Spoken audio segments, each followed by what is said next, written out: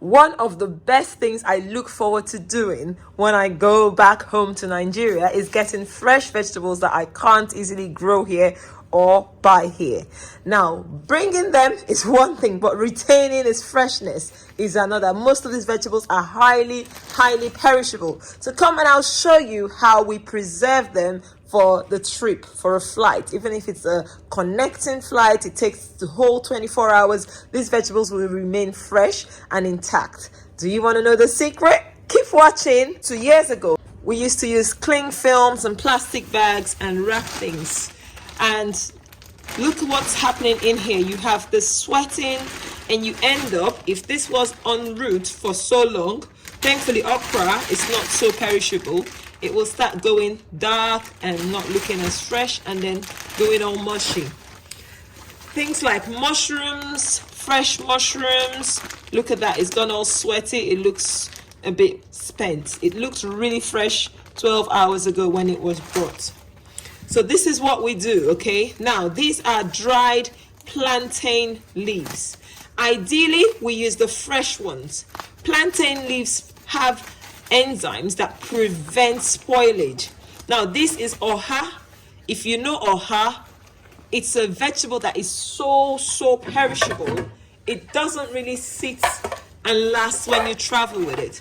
And these have even been picked, so the more reason why they should not be fresh. But can you see how fresh it looks? This is because it's been packed in even dry plantain leaves, not fresh ones. So this is something, if you ever go to West Africa and you want to package vegetables, especially your vegetables, bring plantain or banana leaves. They're everywhere. They're easy to get hold of. You need to get them, and you need to package your vegetables in these leaves. It doesn't matter, like I've shown you, even if it's dry or fresh. Look at that oha. Oh my god, I don't even want to put this in my freezer. It's too good to freeze. I should just make some soup today with it. What do you think? Oh my goodness. After today though, it won't look this fresh if it's not stored properly.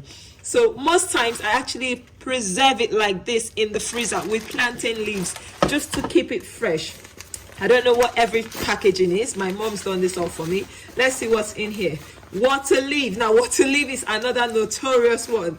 It will go mushy, but water leaf will humble you. If you know, leave a comment and tell me. I've had bags of water leaf thrown away. Yes, because it's sealed in plastic that's airtight. Can you see how fresh this thing looks? Would you believe this was over 12 hours ago? What am I saying? 24 hours ago packaged. And it's still as fresh as it was when it was packaged. Can you see the freshness? So guys, this is a little tip. If you ever have to buy vegetables from Africa to the UK or diaspora, wherever you are, traveling with them, the best thing to do is put them in plantain leaves. Another notorious one is scent leaf. This one is our African basil. It goes really funny easily as well. And look at this, looking as good and fresh. Oh, I'm gonna love this. So I'm gonna wash these ones, spin them dry, and put them in Ziploc bags, because I can't really keep this in the plantain leaf. So this is how I preserve these things to travel. You, after doing the plantain leaf, if you don't want it getting all mushy and wet, you want to wrap it with a second layer. You see what they've done, newspapers. This is the best way. This is okazi. Okazi is another one that gets sweaty, doesn't like to be traveling, you know, but look at how it doesn't look as fresh as the other things, but it still looks brilliant. So it's going to be washed as well and packaged as, used as and when I need it. Guys, if you enjoyed this video, have you learned anything? Have you got any other tips to share on how we preserve our African vegetables on transit? Let me know in the comment section. This is uziza. And guys, these are our African superfoods as well. Do you know you can actually juice and make smoothies out of all these vegetables? I have a video showing you a few of these benefits in these superfoods that we take for granted. Our ancestors have eaten them for centuries, and we've just neglected them because there's no science telling us it's as good as kale.